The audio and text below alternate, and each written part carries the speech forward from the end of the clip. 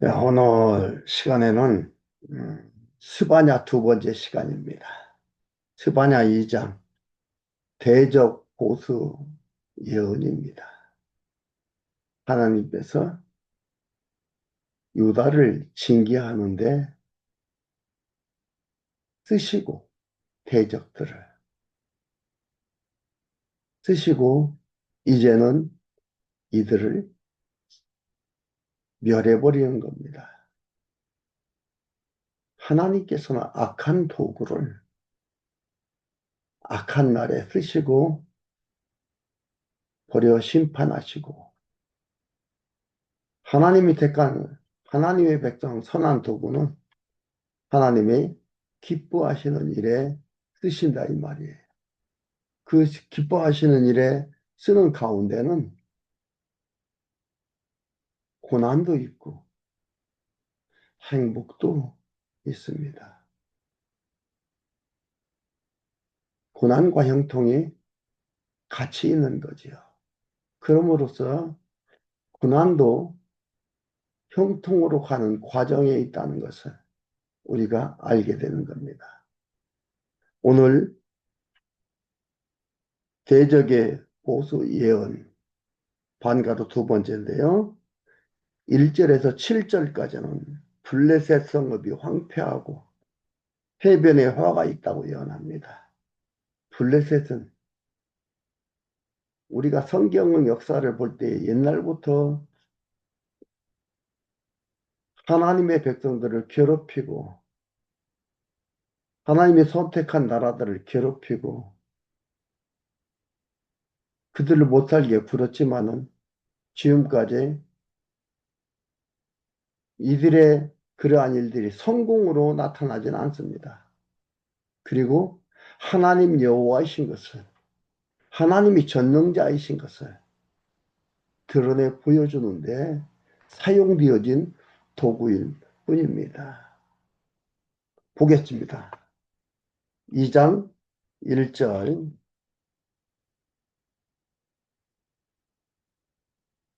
수치를 모르는 백성아 모일지어다. 모일지어다. 이게 수치를 모른다는 것은 이방 나라를 뜻합니다. 특히 블레셋이지요. 뜻한 그들을 뜻하는 겁니다. 수치를 모른다 이 말이에요. 자기의 욕심을 채우기 위해서는 무엇도 다 하는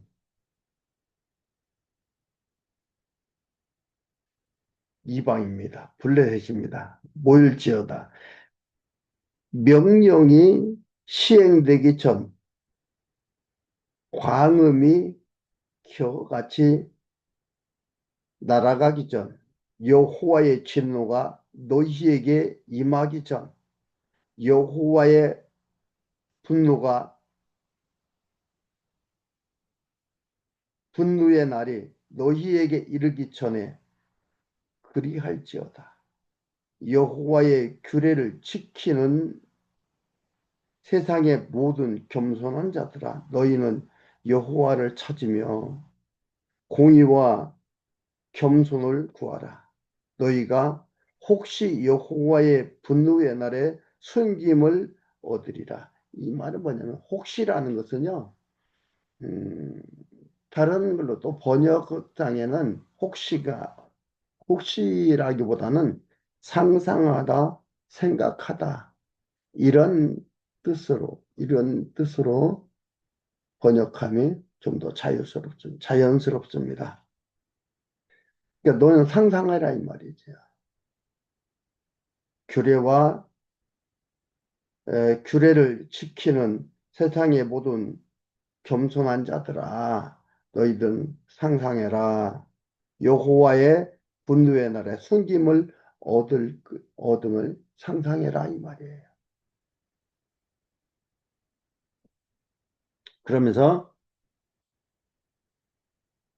4절에 가사가 버리우며 아스글론이 황폐되며 아스돗이 백주에 쫓겨나며 에글론이 꽃피우리라.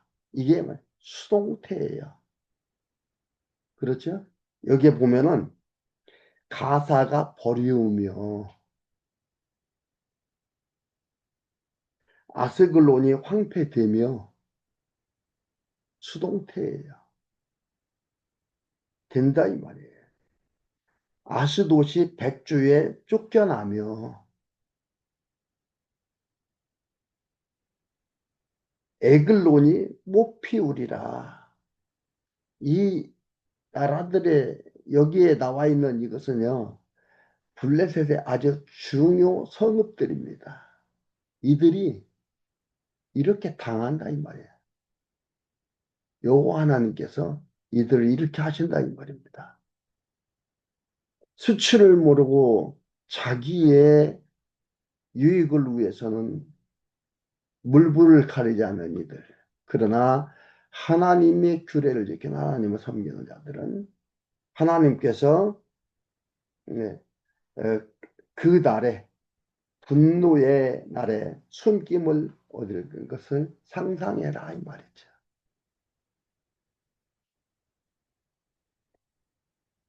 그러면서 하는 얘기입니다.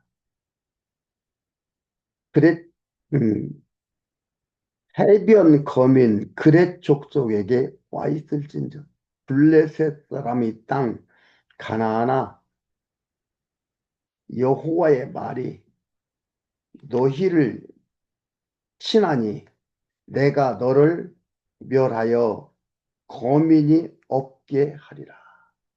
여호와 하나님께서 멸해서 거기에 사람이 살지 못하게 한다 이 말. 거민들이 없게 한다 이 말이에요. 왜 이렇게 합니까?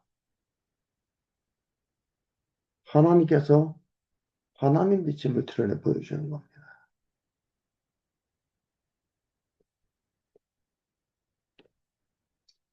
6절 해변은 초장이 되어 목자의 움과 양떼의 우리가 거기 있을 것이며 그 지경은 유다 족속의 남은 자에게로 돌아갈지니라. 그들이 거기서 양떼를 먹이고 저녁에는 아스글론 집에 누우리니 이는 그들의 하나님 여호와가 그들을 권고하여 그 사로잡힘을 돌이킬 것입니다. 여호와 하나님께서 불에서 돌이켜 돌아오게 해서 블레셋 땅들을 유다들한테 주겠다 이 말이에요. 이들은 거기에서 여기 나온 대로 뭐예요? 아스글론 집들의 누우리니 유다 족속의 남은 자에게 돌아갈지니라.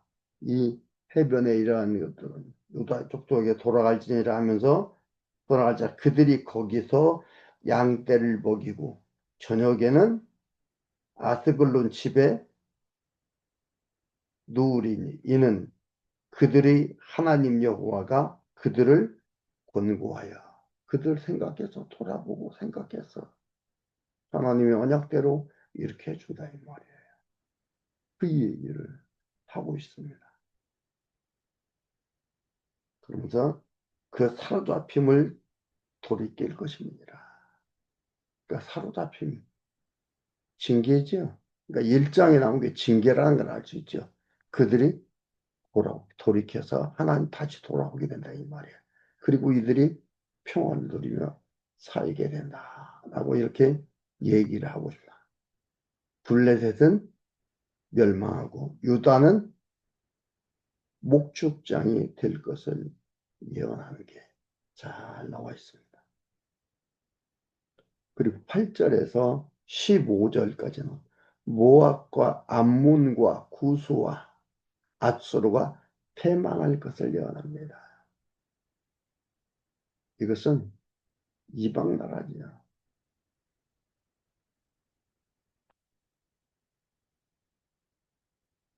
이방 나라가 패망할 것을 예언하는 것을 볼 수가 있습니다.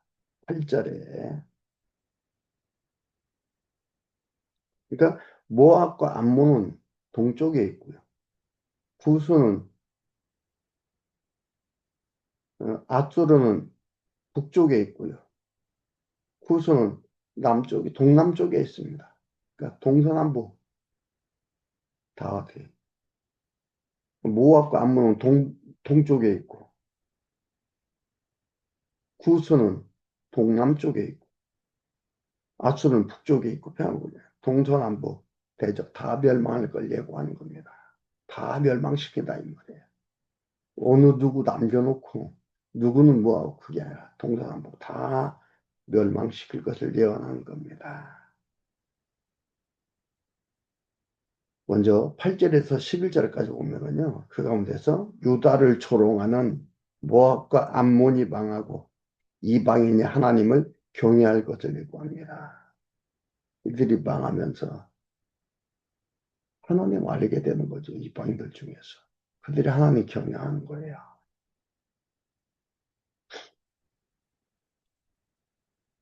8절에 내가 모압의 회방과 암몬 자손의 후욕을 드러나니 이 말은 뭐냐면 조롱하는 것을 얘기합니다. 유다를 조롱했다 이 말입니다. 예루살렘이 이렇게 멸망당하고 그들이 잡혀가고 이런 일을 당하니까 어떻게 했어요? 모압과 암몬은 조롱하는 거예요. 그럴 줄 알았다. 너희들이 하나님 믿는다고 하나님이 지켜준다고 하나님이 보호한다고 하더니 그게 보호하는 거냐? 그게 지켜주는 거냐? 조롱하고 후욕하니까 이것은 뭐예요? 바로 이들이 타락했다는 이들의 사악성을 얘기하는 겁니다. 후욕을 들었나니 그들이 내 백성을 회방하고 스스로 커서 지경을 침범하였느니라. 그러므로 만군의 여호와 이스라엘의 하나님이 말하노라. 내가 나의 삶을 두고 맹세하노니 장차 모압은 소돔과 같으며 암몬 자손은 고모라 같을 것이라. 소돔과 고모라와 같이 그들을 멸망시킨다 이 말이에요. 찔려가 나며 소금 구덩이가 되어 영원히 황무하리니 나의 끼친 백성이 그들을 노력하며 나의 남은 국민이 그것을 기업으로 얻을 것이라. 지금 현실에서요, 실제로 요단강 한능선에 소금 능선이 있다고 합니다. 현재 이렇게 소금 능선이 있다고 하고, 소금가의 농사를 못 짓는, 사람 못 한다, 이 말이에요. 그러니까 소금 구덩이가 되어 이런 것은 농사 못 짓는 게 사람 못 한다는. 근데 지금 현재도 소금 능선이 있다고 합니다. 여호와 하나님께서 어, 모압과 암몬을 이렇게 저주할 것을, 이렇게 심판할 것을, 대적을 멸할 것을 하나님께서 얘기를 하고 있습니다.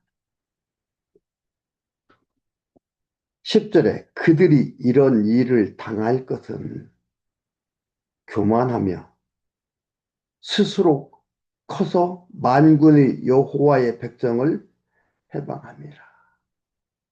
그러니까 사람 피해서 스스로 큰 거지요. 그래서 하나님의 백성들을 괴롭히고 그들을 회방하고 약탈하고 빼앗아가고 노력한 그러한 것들을 얘기합니다. 11절에 여호와가 그들에게 두렵게 되어서 세상의 모든 신을 채잔케 하리니 이방의 모든 해변 사람들이 각각 자기 처소에서 여호와께 경배하리라. 다른 이방 사람들이 그걸 보고 그들이 견고하고 그들이 영원할 줄 알았는데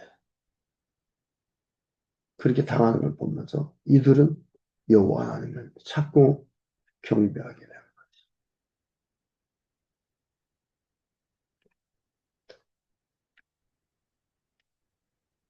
그리고 12절에서 15절까지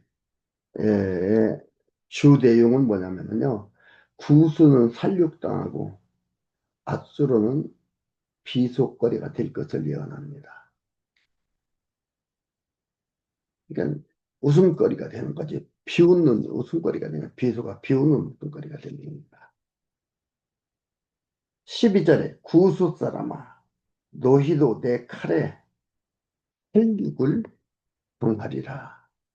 구스 사람이 살육을 당한다 이 말이야. 여호와가 북방을 향하여 손을 펴서 앗수르를 멸하며 니느웨로 황무케 하며 사막같이 메마르게 하리니 각양 짐승이 그 가운데 때로 누울 것이며 방아와 고슴도치가 그 기둥 꼭대기에 깃들일 것입니다.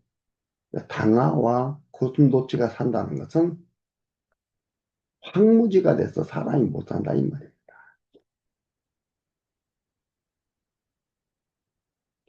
창에도 올 것이나 깃들이며 창에서 울 것이며 문턱이 적막하리니 백향목으로 지은 것이 벗겨졌습니다.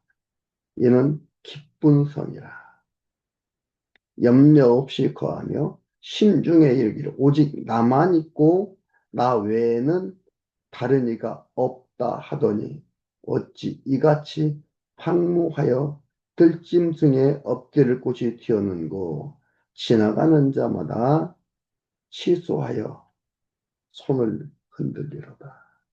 얼마나 주변의 나라 백성들을 괴롭히고 힘들고 약탈해 갔으면 이들이 아수르가 이렇게 못 살게 되고 이렇게 멸망하는 것을 보면서 손을 흔들며 비수거리 삼겠습니까? 15절 다시 한번 읽어드릴게요. 이는 기쁜 성이라 염려 없이 거하며 심중에 이르기를 오직 나만 있고 나 외에는 다른 이가 없다 하더니 아스가 이런 거예요. 자기들만을 위해서 약탈하고 겉모술 쓰고 거짓 사기치고 우리만 있다 의기양양하고 하늘 높은 줄 모르고 그렇게 했던 이들인데 이들이 어떻게 해요? 어찌 이같이 황무하여 들짐승에 엎드릴 곳이 되었노. 들짐승들이 사는 곳이다 이 말이에요. 지나는 자마다 취소하여 손을 흔들렸다. 이렇게 대적을 상상도 할 수 없도록 여호와 하나님께서 멸망시킬 것을 선지자 스바냐를 통해서 예언케 하십니다. 그리고 그 일은 그대로 이루어졌습니다. 이는요 모세와의 언약을 근거로 여호와 하나님께서 예언토록 하셔서 이루게 하신 겁니다. 성취하셔서 하나님 여호와이신 것을 깨닫게 하고 이는 장차 예수 그리스도께서 대적을 멸하고 승리할 것에 대한 예표적인 모형과 그림자예요. 이게 예수 그리스도 메시아에 대한 언약입니다. 메시아가 죽으시고 잡혀 죽으시고 아무 힘으로 끝난 줄 알았는데 3일 만에 부활하시는 것은 대적을 멸하고 부활하시는 것에 대한 모형과 그림자를 여기서 보여주는 겁니다. 하나님의 백성을 괴롭게 하는 대적 그들은 멸망을 당한. 이게 여호와 하나님의 언약이요. 예수 그리스도를 괴롭게 하고 예수 그리스도를 잡아 십자가에 죽였던 그들. 그래서 끝난 줄 알았지만 주님은 3일 만에 부활하죠. 승천하셔서 그 대적들의 계획을 산산조각을 내고 승리함을 보여주었습니다. 이 모형의 이거에 대한 모형으로 예표로서의 모형과 그림자라는 것을 여러분이 기억하시고요. 단순히 이 사건만을 가지고 얘기하는 것은 아니라는 것을 기억을 하시기 바랍니다. 이런 여호와 하나님이 우리를 창세전 그리스도 안에서 선택하여 때가 되며 부르셔서 깨닫게 하시고 여호와 하나님을 경외하며 살아가도록 해가신다는 것.